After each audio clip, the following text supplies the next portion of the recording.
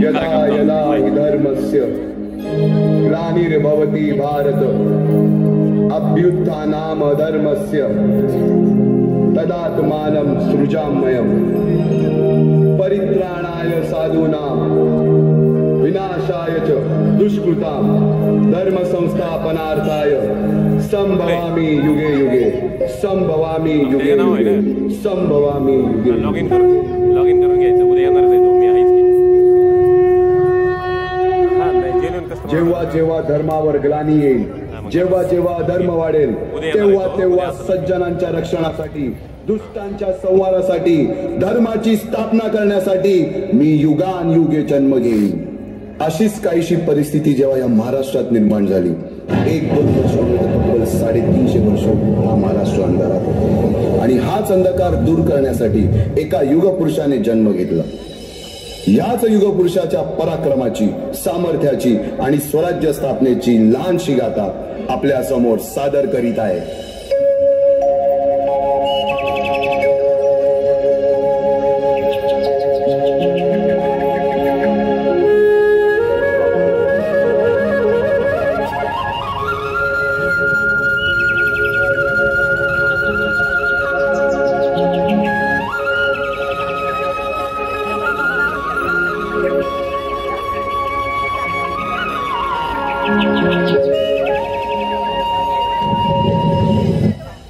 महाराष्ट्र असा सुखाने नांदत असताना एक दुष्ट कालयवनाची वक्रदृष्टी महाराष्ट्रावर. महाराष्ट्र परकीय स्वारांच्या टाचेखाली भरडला जातो. अपहरण, अपमान, जुलूम, जबरदस्ती, अन्याय, अत्याचार, मंदिरांची तोडफोड, स्त्रियांची, धनधान्यांची लुटालूट थांबत नव्हती. जेव्हा आपल्याच घरात गोठ्यातली गाय आणि घरातील माय असुरक्षित होते, तेव्हा घरातलाच अंधकार मनात घर करून बसतो. अशा वेळी साधू, संत, लहान, थोर, लेकी, बाई अवघा महाराष्ट्र देवाला गाराणं घालतोय. अरे जेजुरीच्या खंडोबा, पंढरपूरच्या खंडोबा, तुळजापूरच्या भवानी आई, दार उघड, दार उघड आई, दार उघड.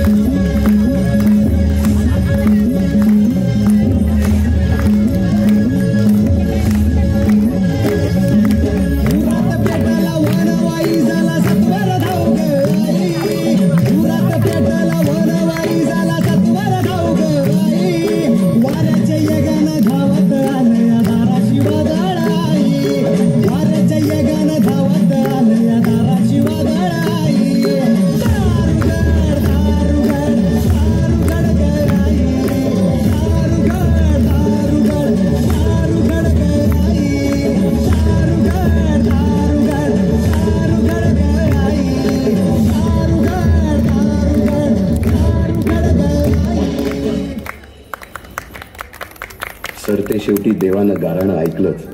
शालिवन शके 1551 शुक्ल नाम संवत्सर उत्तरायण शिशिर ऋतू फाल्गुन वद्य तृतीयेला सायंकाळी शुभ लग्न उदित असता कलियुगातील नरसिंहाचा, ग्रहमंडलातील सूर्याचा, नक्षत्रातील ध्रुवाचा, या सम छत्रपती शिवरायांचा शिवनेरीवर जन्म झाला.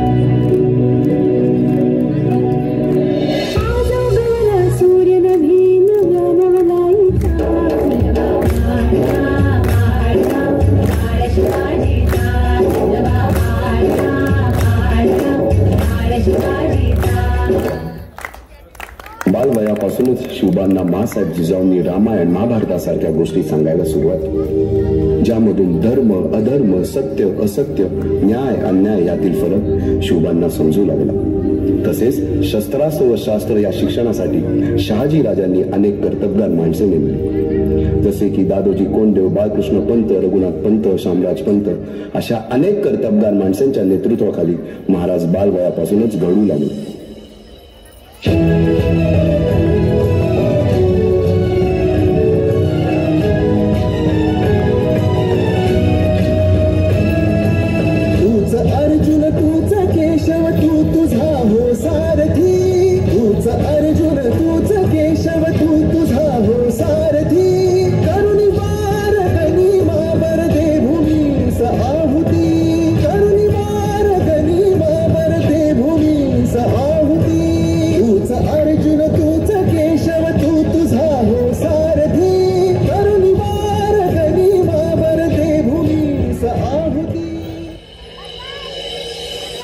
नेतृत्व कधीच साम्राज्य उभे करू शकत नाही, त्यासाठी तशी कर्तबगार माणसे निष्ठावंत मावळे घडवावे लागतात.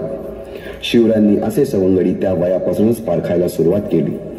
तानाजी मालुसरे, सूर्याजी मालुसरे, यसाजी कंक, सूर्याजी काकडे, बाजी जेदे आणि अशा अनेक सवंगड्यासमोर शिवबांनी शपथ घेतली स्वराज्याची, शपथ घेतली स्वराज्याच्या बांधणीची.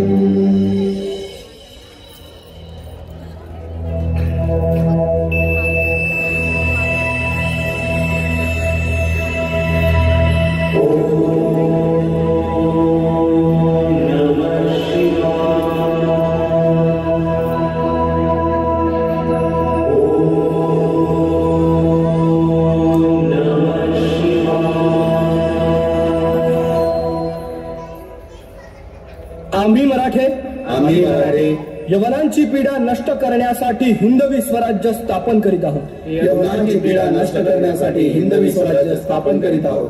राष्ट्रभावनेने संघटन करून देशावरील परकीयांचे आक्रमण नष्ट करीत आहोत. देशावरील परकीयांचे आक्रमण नष्ट करीत आहोत. स्वकीय व परकीय शत्रूंचे उच्चाटन करण्यासाठी स्वराज्य स्थापन करीत आहोत. यात तू आम्हास यश द्यावे.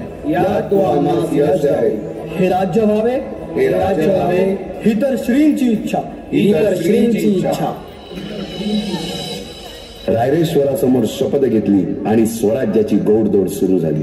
तोरणा किल्ला घेऊन स्वराज्याचे तोरण बांधले. पुढे मुरुंब देवाचा डोंगर, कुवारी गड, सुभान मंगल, कोंढाणा, शिरवळचा किल्ला, पुरंदर आणि 12 मावळ स्वतंत्र झाला. पुढे राजांनी पराक्रमाने जावळी देखील घेतली. परंतु त्यानंतर स्वराज्यावर ओढवले भले मोठे संकट. ते संकट म्हणजे अफजल खान.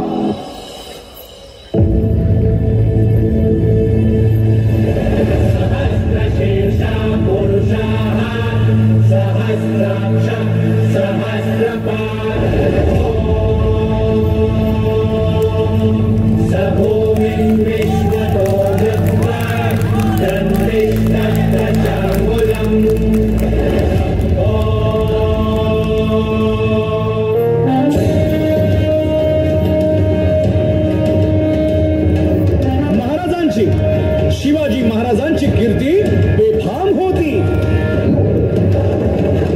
महाराजांची कीर्ती बेफाम, भल्या भल्यांना फुटला घाम.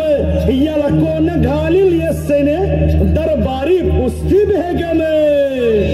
बडी बेगम म्हणजे अली आदिल शहाची आई बर का. नजरेत तिच्या अंगार दरबार झाला गपगार. कुणी घेईना पुढाकार, साऱ्यांनीच मानली हार. इतक्यात अचानक एक सरदार उठला, बोलला, हम लाएंगे शिवाजी को. आणि त्यानं विडा उचलला. नवतेचं अफजल खाने, नवतेचं अफजल खाने, जिथं जागता जणू सहिताने. कान बोलला छाती ठोकून, शिवबाला टाकतो चिरडून.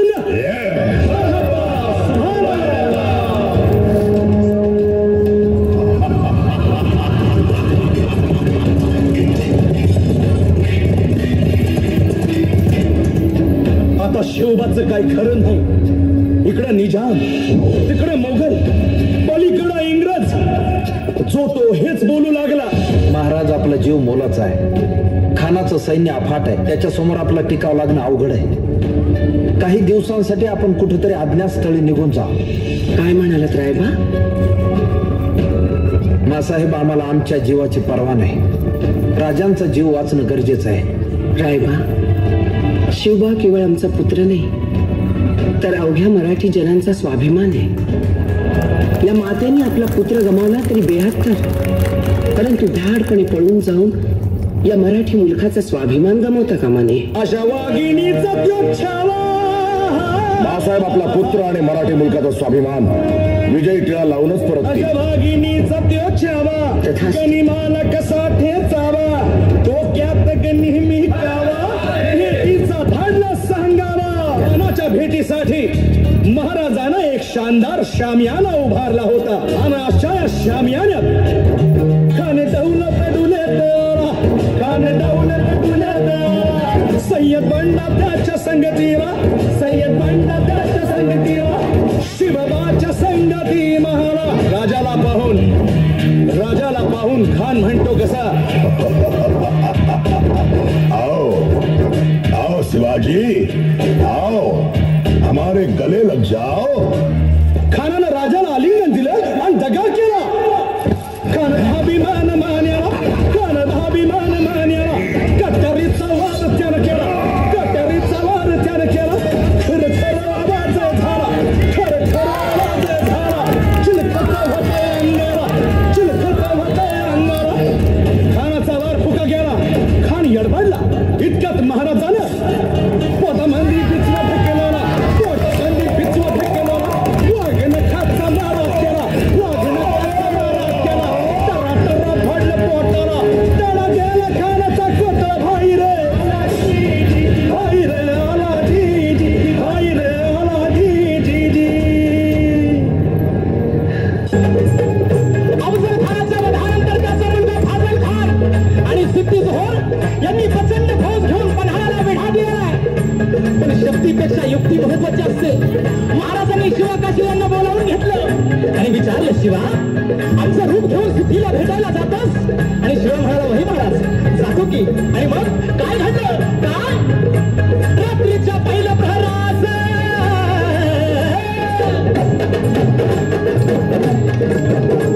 रात्रीच्या पहिल्या प्रहरास ताच्या सुमारास गड उतरण्यास शुभ पालखीत माझी संगती. पावसानं ओली झाली धरती, रात अंधारी मावळ चालती. दुसऱ्या पालखीत शिवा काशीत मोठ्या रूपात झालेला दादा.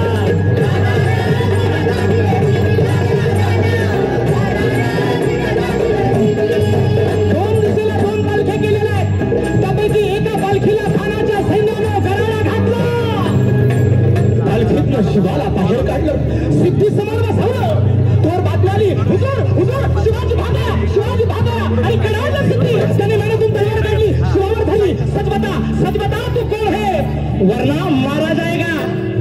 शिवा हसला आणि म्हणाला, अरे जन्माला जरी शिवा काशीत म्हणून आला असलो तरी मरताना शिवाजी महाराज म्हणून मरतोय. हे भाग्य काय कमी का? आणि कडाडलं सिद्धीची तलवार चालला गेली आणि शिवा संपला गेला. इकडे बाजीनं गजापूरची खिंड गाठली आणि बाजी म्हणतायत, राज आता येळ करू नका. तुम्ही निम्मी फौज घेऊन विशाळगडावरती रवाना व्हा. आम्ही खिंडीत राहून शत्रूंना अडवून धरतो. राजे म्हणतायत, नाही बाजी, जीवाची बाजी लावून आपण इथे आलोय. आता जे होईल ते मिळून करू. आणि राजे म्हणतायत, नाही, लाख मेले तरी चालतील, पण लाखाचा पोशिंदा जगला पाहिजे. राजा, लाखाचा पोशिंदा जगला पाहिजे. आणि मग त्या खिंडीच्या तोंडाला काय प्रकार झाला? काय काय उभा राहून बाजी खिंडीला विनवणी करी शिवबाला. तुम्ही सुखरूप इथं न जावा, तो पौड व्हावा द्यावं इशाऱ्याला.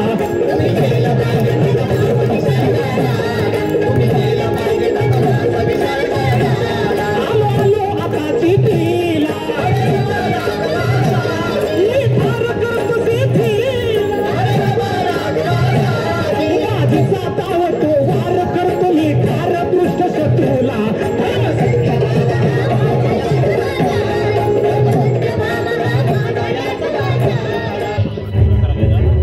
राज्यातील रयतेला सुरक्षा हवी आहे आणि त्यांच्या सुरक्षेसाठी कोंडाण्यासारखे बळकट किल्ले आपल्याला घ्यायलाच हवे किंवा होय आऊसाहेब. राज सौराज्य परीस मोठं मंगल कार्य कंच. आम्ही असताना राज चौथा कोंडाणीवर जाणार, आगीत उडी घालणार, वाघाच्या तोंडी मात देणार. आव मग आमचा उपयोग काय? वटांवर या मुठमुठ मिशा कशाला, या पराती एवढ्याला छात्या कशाला, हे मुदगलावानी त्यानं दंड कशाला, ही मजबूत मनगट कशाला, कशाला मिशांना पिळ भरायची आऊसाहेब? तानाजी नाही ते काय कोंडाणा घेतल्या बिगर माझ्या घरातलं मंगल कार्य होणार नाही. कोंडाण्याचं पान म्याच उचलणार. राज आधी लगीन कोंढाण्याचं मग रायबर.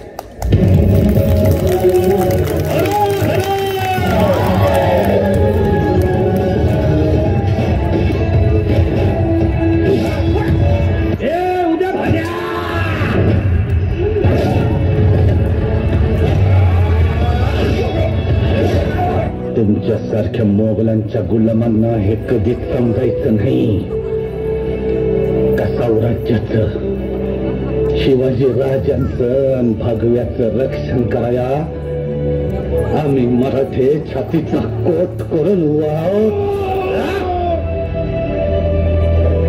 तुमचं वंगाळ हा सौराज्या पातूर पोचस्तवर करून टाकू आम्ही.